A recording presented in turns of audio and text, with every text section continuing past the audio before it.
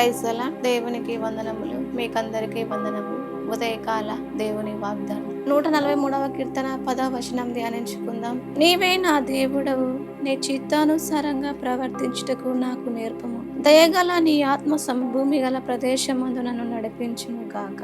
దేవుని చిత్తానుసారంగా బ్రతకడం మనము దేవుణ్ణి అడిగినప్పుడు దేవుడు తప్పక అనుగ్రహిస్తాడు. మన స్వచిత్తంగా కాకుండా, మన స్వయంగా కాకుండా, మనము స్వబుద్ధితో కాకుండా, మనము ఏ పని చేసినప్పటికీ మనం మొదటిగా దేవుణ్ణి అడిగి దేవుని చిత్తము తెలుసుకొని చేయడం మనం నేర్చుకోవాలి. మన సొంత నిర్ణయాలను బట్టి చేసినప్పుడు మనకు కష్టము, అవమానము, నష్టము కలుగుతాది. ఏ పని చేసినా మనము దేవుణ్ణి అడిగినప్పుడు దేవుడు దానిలో తప్పక మనకు సహాయము చేస్తాడు. ఆ పనిలో మనకు తోడుగా ఉండి దేవుడు సహాయము చేస్తాడు, మనకు తెలియజేస్తాడు. స్వచిత్తంగా మనము చేయకూడదు, స్వయంగా మనము చేయకూడదు. స్వయంగా చేసినప్పుడు మనం కష్టాలు, బాధలు, నష్టాలు, అవమానములు పొందుకోవాల్సి వస్తుంది. దావీదు యుద్ధానికి పోవాల్సినప్పుడు దావీదు యెహోవా యొద్ద విచారణ చేశాడు. ప్రభువా, నేను యుద్ధానికి పోయేదనా మానుకుందునా అడిగినప్పుడు దేవుడు జవాబునిచ్చాడు, నువ్వు వెళ్ళు, యుద్ధము చేయము అని. అలాగా మనము ఏ పని చేసినప్పటికీ, ఏదైనప్పటికీ మనము దేవుణ్ణి అడిగినప్పుడు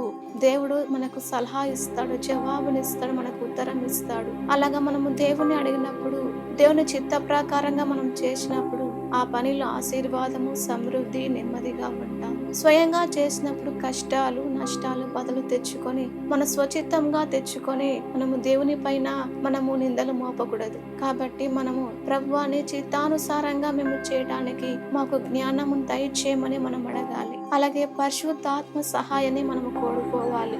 పరిశుద్ధాత్మ దేవుడిని మనం అడిగినప్పుడు దేవుడు తప్పక సహాయం చేస్తాడు. మనము దేవుణ్ణి సన్నిధిలో ఉండి బ్రతిమలాడం నేర్చుకున్నప్పుడు దేవుడు జ్ఞానాన్ని, పరిశుద్ధాత్మను అనుగ్రహించి దేవుడు సహాయము చేత మనల్ని నింపి సహాయం చేస్తాడు. దేవుడి వాగ్దానం నెరవేర్చును గాక.